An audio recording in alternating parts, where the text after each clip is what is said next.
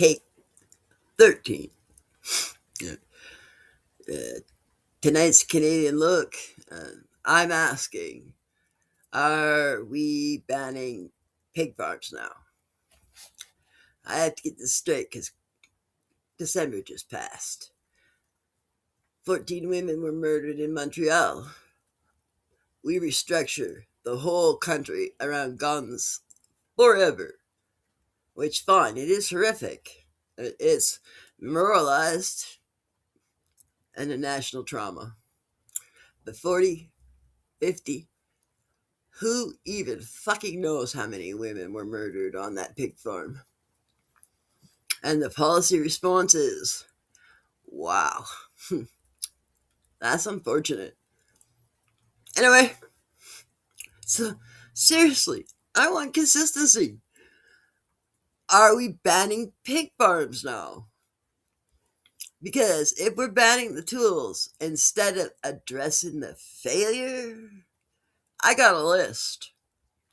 Pig farms, brooms, fireplaces, staircases. Because if one important person dies by a broom, I'm assuming brooms are next, right? Sorry, witches. Turn them in.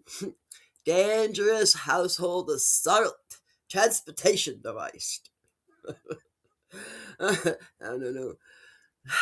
Yeah.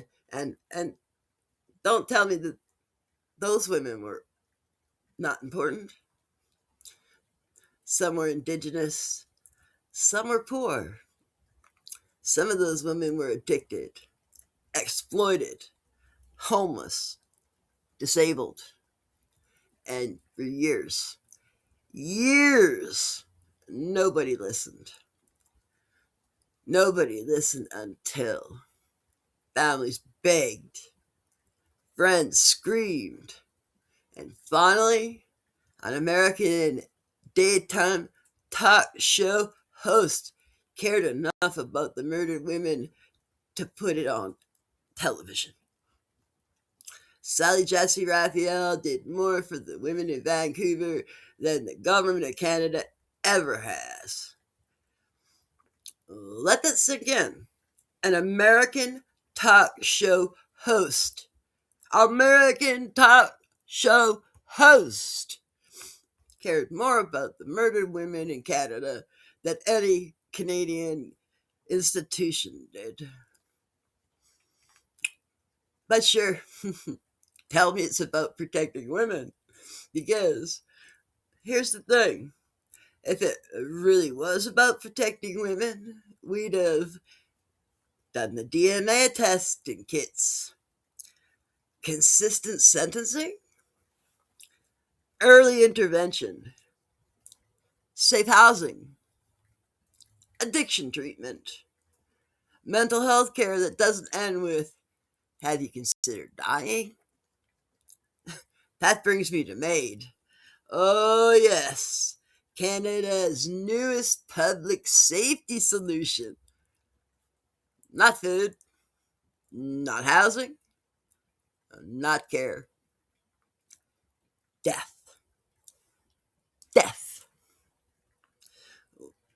We are now so compassionate that someone who is poor, disabled, traumatized, or have some mental illness will offer them uh, a brochure and a lethal injection.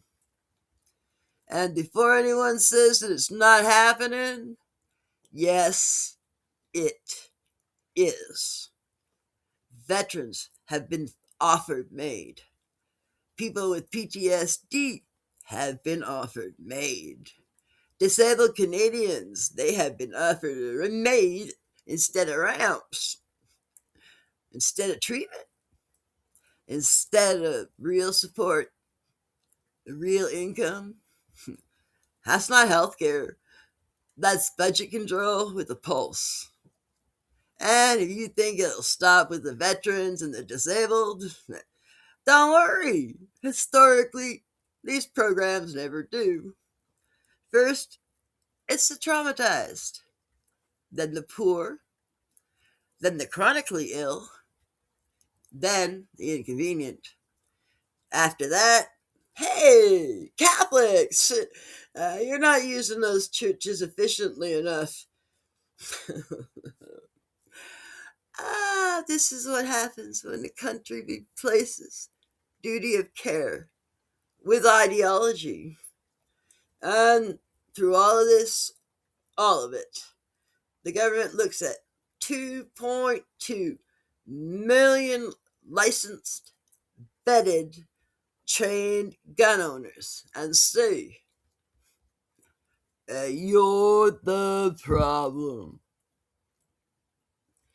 Not the smugglers, not the violent offenders, not the institution that has ignored murdered women for decades.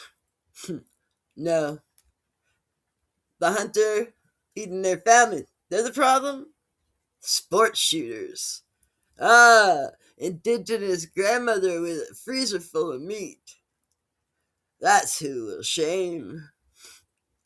So, yeah, ban the gun, and then ban the pig farm, then ban the brooms. And eventually, when there's no one left but the poor, the sick, the veterans, and the inconvenient, you won't need any more. You won't need no maid. No need. Because you've already decided whose lives are worth protecting. And it's not mine. Then that's been the Canadian Look. I'm Laura Briggs, and that's my time.